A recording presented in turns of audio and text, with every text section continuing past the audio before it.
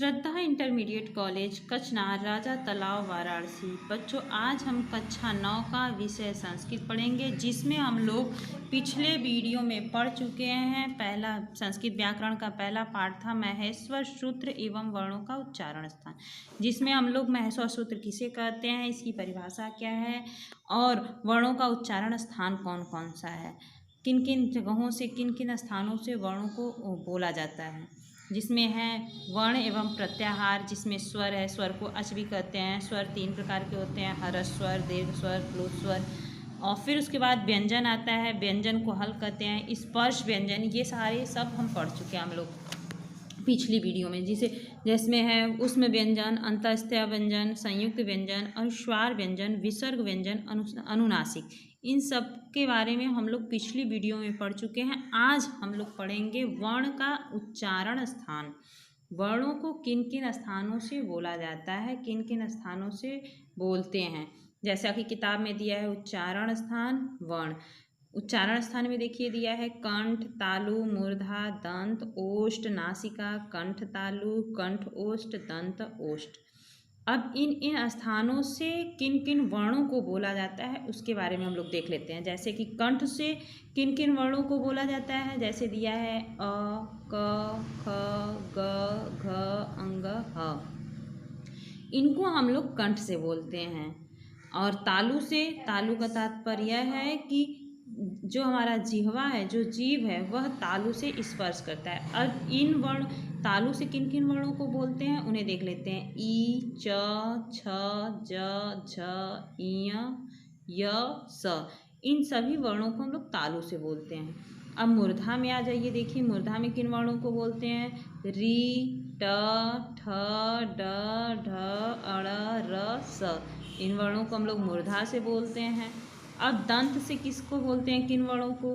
दंत से देखिए री, त, थ, द, ध, न, ल, स। इनको हम लोग दंत से बोलते हैं। अब ओष्ठ से हम किन वर्णों को बोलते हैं। ओष्ठ से देखिए उ, प, फ, ब, भ, म। इन वर्णों को हम लोग ओष्ठ से बोलते हैं। अब नासिका से किन वर्णों को बोलते हैं। नासिका से इय, म, अंग, अड़, न। इन वर्णों को हम लोग नासिका से बोलते हैं। कंठ प्लस तालु, कंठ धन तालु। कंठ और तालु दोनों को मिलाकर दोनों स्थानों से हम किन वर्णों को बोलते हैं। ए। कंठ और ऊंट, अर्थात कंठ और ऊंट की सहायता से किन वर्णों को बोलते हैं। ओ, औ। दंत प्लस ओष्ठ, मतलब अर्थात कहने का है कि दांत और होठ की सहायता से किन वर्णों को बोलते हैं। व को। ये तो हो गया वर्णों का उच्चारण स्थान। आप लोग इसको बोल कर देखिएगा कि इन वर्णों को बोलने में हमारे किन किन स्थानों की सहायता ली जाती है, अर्थात किन किन स्थानों से हम इन वर्णों को बोलते हैं। अब आते हैं, हम लोग देखते हैं कि प्रत्याहार बनाना, अर्थात प्रत्याहार किसे कहते हैं, प्रत्याहार की परिभाषा क्या है, प्रत्याहार कैसे बनता है। अब हम लोग इसके बारे में जानकारी ले लेते हैं कि प्रत्याहार किसे कहते हैं और यह कैसे किन वर्णों को मिलाकर बनता है। जैसे हमारी किताब में दिया हुआ है, जिनकी सहायता से कम शब्दों में अधिकतम बात कही जा सके उसे प्रत्याहार कहते हैं या उन्हें प्रत्याहार कहते हैं। इसकी छोटी सी परिभाषा है, जिनकी सहायता से कम शब्दों में अधिक से अधिक बात कही जा सके उन्हें प्रत्याहार कहते हैं। अब प्रत्याहार कैसे बनता है यह देख लेते हैं। प्रत्याहार देखिए, महेश्वर सूत्रों में से किसी भी बिना हलंत वाले वर्ण का पहला अक्षर ले लें और किसी हलंत वर्ण का दूसरा अक्षर ले लें।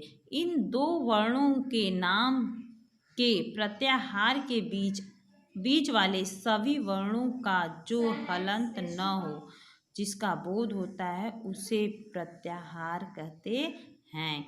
अर्थात कहने का तात्पर्य है कि महेश्वर सूत्र में से किसी बिना हलंत वाले वर्ण का पहला अक्षर ले लें और हलंत वर्ण का दूसरा अक्षर ले लें और उन दोनों को मिलाकर एक प्रत्याहार बन जाता है और उसके अंतर्गत अर्थात उसके बीच में जो बिना हलंत वाले वर्ण हैं वह उस प्रत्याहार के अंतर्गत आते हैं। जैसे यहाँ पर देखिए दिया है उदाहरण में अ ई उ ड़ देखिए हलंत लगा हुआ है। फिर री री क भी हलंत लगा हुआ है। ए ओ अंग भी हलंत लगा हुआ है। ए औ च भी हलंत लगा हुआ है। तो हम लोग देखिए इस प्रत्याहार को बनाने के लिए हम लोग जैसे अच प्रत्याहार बनाना है तो अच प्रत्याहार बनाने के लिए हम लोग अ ले लेते हैं जो बिना हलंत का है और पहला अक्षर है, और च ले लेते हैं जो दूसरा वर्ण है, जो दूसरा है, दूसरे का दूसरा है और च में हलंत लगा हुआ है। यही कहा है ना कि पहला बिना हलंत वाला और दूसरा हलंत वाला, और इसके बीच जितने भी वर्ण आते हैं जो बिना हलंत के हैं वह अच प्रत्याहार के अंतर्गत आते हैं। जैसे देखिए दिया है अ ई उ ड़ नहीं लेंगे क्योंकि ड़ में हलंत लगा हुआ है। री री ए ओ ए औ ये अच प्रत्याहार के अंतर्गत सभी आते हैं। अब देखिए जैसे यहाँ दिया है च में से यदि अ को च से मिला दे तो अच प्रत्याहार बनता है। अच के अंतर्गत देखिए यही दिया है कौन कौन से वर्ण आते हैं। अच के अंतर्गत अ ई उ री ए ओ ए औ सभी स्वर आ जाते हैं। अर्थात कहने का तात्पर्य यह है कि अच प्रत्याहार के अंतर्गत सभी स्वर आ जाते हैं। ठीक इसी प्रकार हल प्रत्याहार के अंतर्गत सभी व्यंजन आ जाते हैं। इस तरह हल के अंतर्गत सभी व्यंजन आ जाते हैं। जैसा कि हम लोग महस्व सूत्र में देख लेते हैं। महस्व सूत्र में देखिए ये दिया हुआ है 5वें में ह दिया है और जो बिना हलंत का हम ह ले लेते हैं, और 14वें में ल दिया है जो हलंत लगा हुआ है।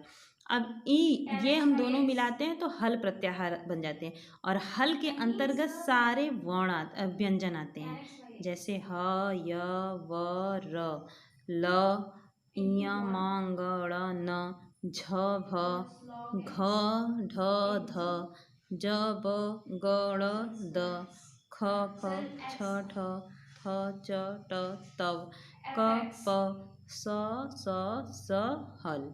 ह ये आगे आपके हल प्रत्याहार के अंतर्गत जो कि सारे के सारे व्यंजन हैं। ये हो गया हमारा प्रत्याहार। अब प्रत्याहार में हम लोग देख लेते हैं कि प्रत्याहार की संख्या कितनी है, प्रत्याहार कितने प्रकार के होते हैं। तो प्रत्याहारों की संख्या 42 है जो हमारी किताब में दिया हुआ है उदाहरण के तौर पे पूरा देख लीजिए। अक प्रत्याहार, अच प्रत्याहार, अट प्रत्याहार, अण प्रत्याहार, अण प्रत्याहार, अम प्रत्याहार, अल प्रत्याहार। यहाँ देखिए किताब में दिया है अस प्रत्याहार, इक प्रत्याहार, इच प्रत्याहार, अण प्रत्याहार, उप प्रत्याहार, एंग प्रत्याहार, एच प्रत्याहार, एच प्रत्याहार, खय, खर, यंगम, यचम, चरम, छव, जस, झय, झर, झल, झस, झस, बस, भस, मय, यं, यड़, यम, ययम, यर, रल, वल, वस, सर, सल, हल, हस। ये हमारे 42 प्रत्याहार हो गए। हम लोग इतना जान लिए। अब इसके बाद आता है लास्ट जो हमारा है प्रयत्न।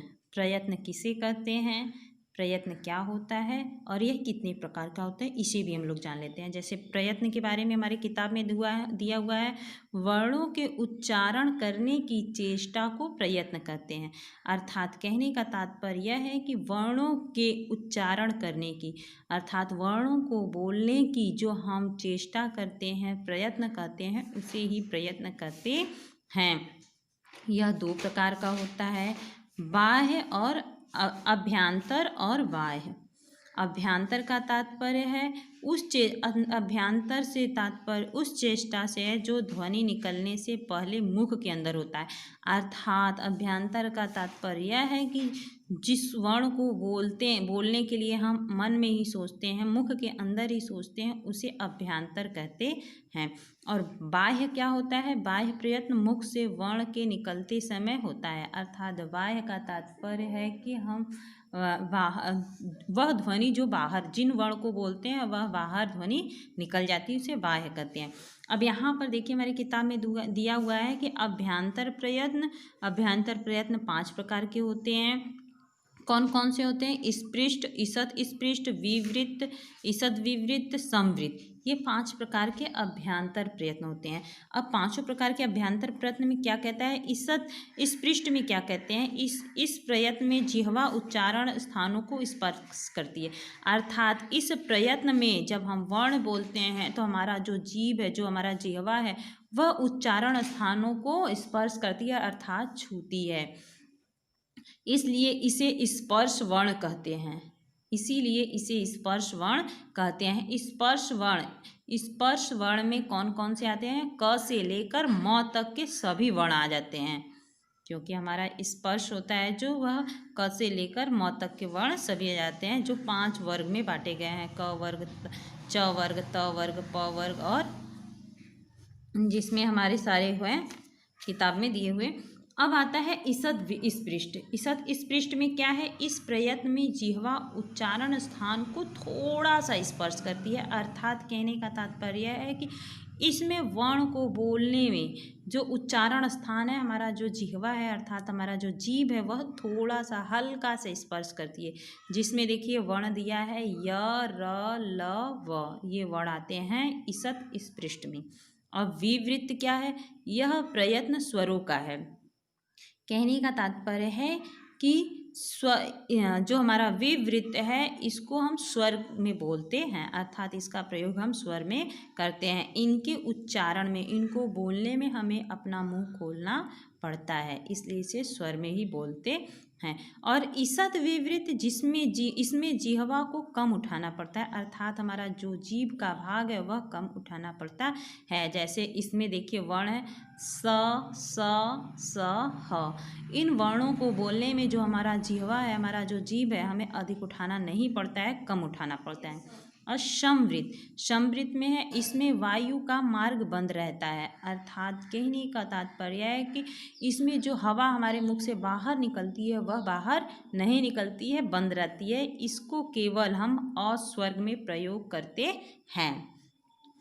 अब हमारा आता है बाह्य प्रयत्न। बाह्य प्रयत्न क्या है? उच्चारण की उस चेष्टा को बाह्य प्रयत्न कहते हैं जो मुख से वर्ण निकलते समय होती है। यह कहने का तात्पर्य है कि उच्चारण की उस चेष्टा को बाह्य प्रयत्न कहते हैं, जो हमारे मुख से ध्वनि निकलती है, जो हवा निकलती है, निकलते समय होते हैं, उसे बाह्य प्रयत्न कहते हैं। यह 11 प्रकार का होता है। कौन कौन सा होता है 11 प्रकार का? विवार, संवार, श्वास, नाद, घोष, अघोष, अल्प प्राण, महाप्राण, उदात्त, अनुदात्त और त्वरित। ये 11 प्रकार के बाह्य प्रयत्न होते हैं। आज हम लोग पहला अध्याय जो माहेश्वर सूत्र और वर्णों का उच्चारण स्थान है, यह समाप्त होता है। हम लोग अभ्यास प्रश्न में देख लेते हैं। इसमें से आप लोगों को 15 प्रश्न करने हैं। 15 प्रश्न में जैसे देखिए, ये हमें आवश्यक है कि माहेश्वर सूत्र की संख्या कितनी है, माहेश्वर सूत्र किसे कहते हैं, ये सारी चीज़ आपको कॉपी में लिखने हैं। और जो अभ्यास प्रश्न है, इसमें से हम लोगों को 15 प्रश्न छांट कर करना है, जो हमारे किताब में नहीं दिए हुए हैं। देखिए पीछे भी दिया हुआ है कुछ प्रश्न, इन सबको हमको करना है 15 प्रश्न। इसमें से जो हमारे किताब में नहीं दिए हुए हैं, जो किताब में दिए हुए हैं उनको करने का कोई अर्थ बनता ही नहीं है, क्योंकि उसका उत्तर तो हमें किताब से ही मिल जाता है। जिसका उत्तर हमारे किताब में नहीं है, जिसको थोड़ा सा ढूंढना पड़े, जिसको खोजने में हमें अधिक से अधिक जानकारी इकट्ठा हो, तो 15 प्रश्न आप लोगों को इसमें से करने हैं।